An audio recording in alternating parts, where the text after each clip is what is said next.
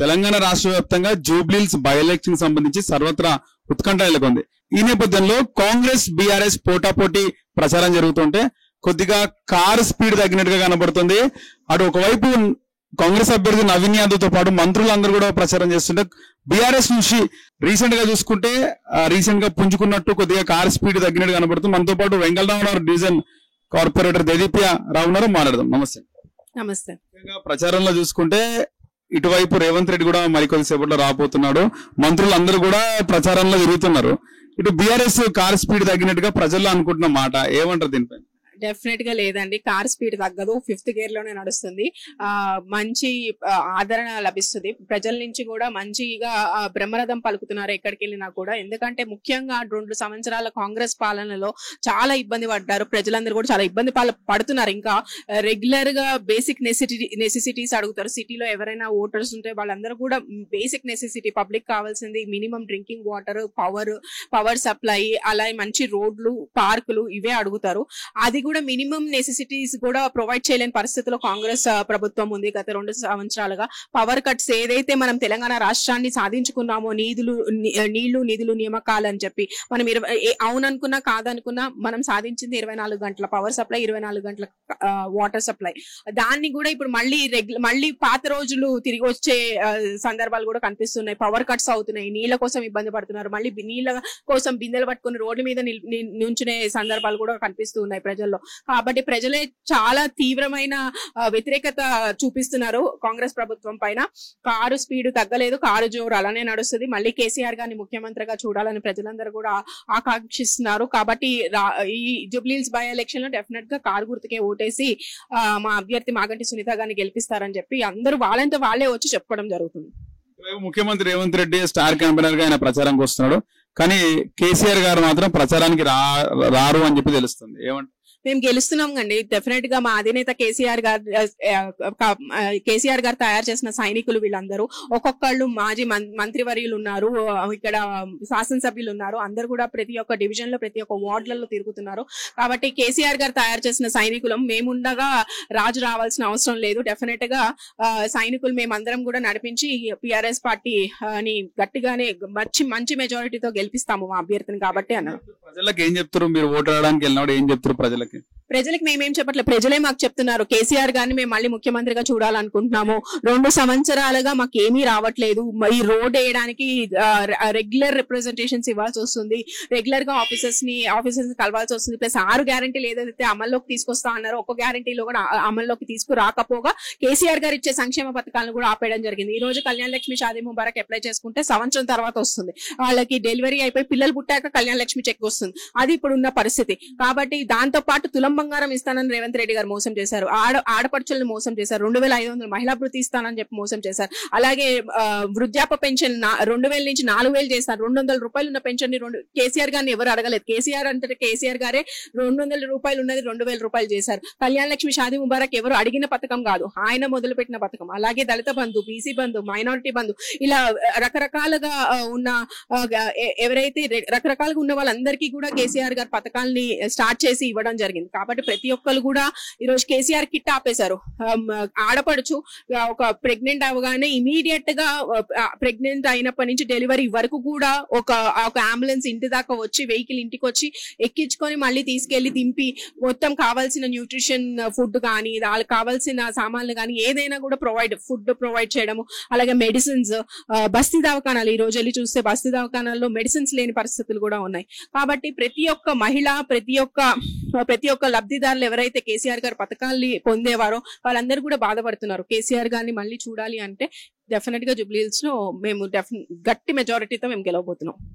Recent గా Congress party అభ్యర్థి నవీన్ యాదవ్ మాట్లాడిన మాటలు కాంట్రవర్సీకి గురైనాయి. నేను అట్లా మాట్లాడలేదు, వాళ్ళే తగలబెడతా అన్నారు, మా కాంగ్రెస్ వాహనాన్ని తగలబెడతా అన్నాడు పెద్దిరెడ్డి సుదర్శన్ రెడ్డి, అందుకే అలా మాట్లాడవలసి వచ్చింది అంట. ఇప్పుడు నవీన్ యాదవ్ ఒక రౌడీ అండి, ఒక రౌడీ ఫ్యామిలీ నుంచి వచ్చాడు. అంతకన్నా మేము ఏం ఎక్స్పెక్ట్ చేయము. అతని దగ్గర నుంచి మేము ఎక్స్పెక్ట్ చేసేది అంతకన్నా ఏమి ఉండదు. ఎందుకంటే వాళ్ళ లాంగ్వేజ్ ఎలా ఉంటది అది అందరికీ తెలిసి, చుట్టుపక్కల ఉన్న వాళ్ళందరికీ తెలిసి. నేను పుట్టి పెరిగిన ప్రాంతం ఇది, వాళ్ళు ఇక్కడే నివసించిన వాళ్ళు కాబట్టి వాళ్ళు ఏంటో మాకు తెలుసు. ప్రతి ఒక్కళ్ళు గల్లీకి ప్రతి వాడ తెలుసు వాళ్ళు ఏంటి, వాళ్ళు ఎలా మాట్లాడతారని. వాళ్ళేదో ఇలా చేయడం వల్ల నేను ఇలా చేశాను. నువ్వు ఒక అభ్యర్థివి అయినప్పుడు, ఒక లీడర్ అవ్వాలనుకున్నప్పుడు, ఒక ఎమ్మెల్యే స్థానంలో నుంచొని నువ్వు ఒక ఎమ్మెల్యే అవ్వాలనుకున్నప్పుడు ఫస్ట్ సంస్కారం నేర్చుకోవాలి. ప్రజల్ని ఎలా ఆదరించాలని చెప్పాలి. గల్లీలో తిరగనియను, మీ బాసులు తిరగనియను అంటే ఈ గల్లీ ఏం నీది కాదు, లేకపోతే ఈ రోడ్లు మీవి కావు. కేసీఆర్ గారిది యావత్ ఇది, నేను పుట్టి పెరిగిన ప్రాంతం అంటే కేసీఆర్ గారిది మొత్తం రాష్ట్రం అంతా కేసీఆర్ గారిదే. రాష్ట్రం తీసుకొచ్చిన ముఖ్యమంత్రి ఆయన. నువ్వు గల్లీలో తిరగనియను, పెద్ద బాసులు తిరగనియను అంటే అది ఎవరు చూస్తూ ఊరుకోరు. ఎందుకంటే ఇది ఒక ఉద్యమం పార్టీ, ఉద్యమాలు చేసి వచ్చిన వాళ్ళు కాబట్టి డెఫినెట్ గా ఎవరు భయపడరు, ఇలాంటి ధమ్కీలకి ఎవరు భయపడరు. కాబట్టి నవీన్ యాదవ్ అసలు అతనితో మేము ఇంతకనే ఏం ఎక్స్పెక్ట్ చేయట్లేదు. ప్రజల్లోకి వెళ్ళి ప్రజల సమస్యలు తెలుసుకునే నాయకుడు కూడా కాదు అతను. కాబట్టి మేము దాని గురించి పెద్దగా మాట్లాడాల్సిన అవసరం కూడా. సుదర్శన్ రెడ్డి పెద్ద సుదర్శన్ రెడ్డి అసలు ఏమి జరగలేదండి. అది వెళ్తూ ఉంటే వాళ్ళే ఏదో కమెంట్ చేశారు. కమెంట్ చేసిన దానికి ఆయన మాట్లాడిన పద్ధతి నాకు యాక్చువల్లీ ప్రచారంకి వెళ్ళిన ఏరియాలో ఆ వాహనం, కాంగ్రెస్ పార్టీ వాహనం, ధూమ్ధాం కార్యక్రమం వాహనం వచ్చి ఉంటుందంటే నిజమేనా? డిస్టర్బ్ చేస్తుందా? డెఫినెట్ గా మేము ఎక్కడికి వెళ్ళినా కూడా వాళ్ళ వెహికల్స్ రావడం. నిన్న మా డివిజన్ లో, ఇప్పుడు ఆ ఇన్సిడెంట్ ఏమైందో నాకు తెలియదు, బేసికల్ పక్క డివిజన్ లో జరిగింది. ఇప్పుడు నిన్న మా డివిజన్ లో నిన్న మా డివిజన్ లో బైక్ ర్యాలీ అయ్యాక సాయంత్రం డోర్ టు డోర్ ప్రచారం ఏదైతే ఒక 4-5 కలిసి చేస్తున్నారో వికాస్పురి కాలనీలో చేస్తున్నారు. తాతా మధు గారు ఎమ్మెల్సీ ఖమ్మం నుంచి వచ్చారు. వాళ్ళ మనుషులు అక్కడ నుంచున్నారు, జస్ట్ నుంచుని ఉన్నారు. వాళ్ళు వెళ్ళి ఇంటికి వెళ్ళి ఓటు అడిగేది కూడా కాదు, జస్ట్ నుంచుని ఉంటేనే వెంకట్ యాదవ్ ఒక 15 మందితో వచ్చి దౌర్జన్యం చేశాడు. దౌర్జన్యం చేసి మొత్తం కండువాలు లాగేసుకుని చేతిలో ఎలక్షన్ మెటీరియల్ లాగే. ఎందుకని? అది భయం వాళ్ళకి, ఎందుకంటే వాళ్ళు ఓడిపోతున్నారని వాళ్ళకి క్లియర్ గా తెలుసు. అందుకనే ఈ రోజు రేవంత్ రెడ్డి గారు ముఖ్యమంత్రి డైరెక్ట్ గా పరిగెత్తుకుని రావాల్సిన సిచ్యువేషన్. ప్రతి వాడవాడ 6-7 మీటింగ్లు పెడుతున్నారంట రేవంత్ రెడ్డి గారు. మరి గల్లీ వాడవాడ తిరగాల్సిన అవసరం ముఖ్యమంత్రికే వచ్చినట్టు, ముఖ్యమంత్రికే వచ్చింది అంటే ఇక్కడ మంత్రులు పనిచేయనట్టు. వాళ్ళు పంపించిన 16 మంది కార్పొరేషన్ చైర్మన్ పంపించారు. ఇప్పుడు కాదు, గత 3 నెలలుగా తిరుగుతున్నారు వాళ్ళు. 3 మంత్రులు తిరుగుతున్నారు, 16 మంది కార్పొరేషన్ చైర్మన్ తిరుగుతున్నారు. వాళ్ళ క్యాడర్ మీద వాళ్ళకే నమ్మకం లేదు, వాళ్ళ మంత్రుల మీద వాళ్ళకే నమ్మకం లేదు. కాబట్టి సాక్షాత్ ముఖ్యమంత్రి వచ్చి గల్లీ తిరగాల్సిన పరిస్థితి వస్తుంది. కాబట్టి మీరు అర్థం చేసుకోండి, వాళ్ళకి ఆల్రెడీ భయం స్టార్ట్ అయింది. అందుకనే ముఖ్యమంత్రి గారే రావాల్సి వస్తుంది. ముఖ్యమంత్రి వస్తే ఇంకో 10,000 ఓట్లు మైనస్ అవుతాయి కానీ ప్లస్ మాత్రం అవ్వదు. ఎందుకంటే నాకు తెలిసినంత వరకు చరిత్రలో ఇంతమంది ముఖ్యమంత్రులు కాంగ్రెస్ పార్టీలో కూడా చేసుంటారేమో కానీ నాకు తెలిసి చరిత్రలో ఏ ముఖ్యమంత్రికి లేనంత వ్యతిరేకత ఈ రేవంత్ రెడ్డి గారికి ఉంది. కాబట్టి ప్రజలు డెఫినెట్ గా గట్టి సమాధానం చెప్పబోతున్నారు ఈ ఎలక్షన్ లో. ముఖ్యమంత్రి రేవంత్ రెడ్డి గారు 6 గ్యారెంటీలు అమల్లోకి తీసుకొస్తాను అని చెప్పిన వరకు మేము ప్రజల పక్షాన్ని నిలబడి మేము దానికోసం కొట్లాడుతూనే ఉంటాం. మీరందరూ వికాస్పూర్ కాలనీలో ఇలా పేపర్లు అవన్నీ గుంచుకున్నారు, పాంప్లెట్స్ కండువాలు, కంప్లైంట్ ఏమైనా చేస్తారా? మేము చేసాం. బోరబండ పోలీస్ స్టేషన్ లో కంప్లైంట్ చేయడం జరిగింది, ఫిర్యాదు చేసాము. పాపం వాళ్ళు ఖమ్మం నుంచి వచ్చారు, ఖమ్మం నుంచి వచ్చి డోర్ టు డోర్ చేస్తున్నారు. మొత్తం ఒక 4-5 బయటకు వచ్చే మీద పడిపోయి ఏంటి అంటే చంపేస్తా ఇంకోసారి, ఎందుకు తిరుగుతున్నారు ఈ ఏరియాలో, ఈ ఏరియా మీద కాదు కదా, మీరు ఎందుకు తిరుగుతున్నారు అని. నేను అదే చెప్తున్నా. నేను నవీన్ యాదవ్ కైనా వెంకట్ యాదవ్ కైనా ఎవరికైనా మేము ఒకటే చెప్తున్నాం. తెలంగాణ రాష్ట్రం తీసుకొచ్చిన ముఖ్యమంత్రి కేసీఆర్ గారు. ఆయన కేవలం ఒక ముఖ్యమంత్రి, రాష్ట్రానికి ముఖ్యమంత్రి కాదు, రాష్ట్రాన్ని తీసుకొచ్చిన ముఖ్యమంత్రి. కాబట్టి కేసీఆర్ గారిది ప్రతి గల్లీ కేసీఆర్ గారిదే, ప్రతి రోడ్డు కేసీఆర్ గారిది. కేసీఆర్ గారి సైనికులు ఎక్కడంటే అక్కడ తిరుగుతారు, చేస్తారు. ఓటు అడిగే హక్కు మాకు మాత్రమే ఉంది, మీకు లేదు. కాంగ్రెస్ ప్రభుత్వానికి ఒక్కరికి కూడా ఓటు అడిగే హక్కు లేదు. ఎందుకంటే వాళ్ళు అమల్లోకి తీసుకొస్తానన్న 6 గ్యారెంటీలు అమల్లోకి తీసుకురాలే, ప్రజల్ని మోసం చేశారు.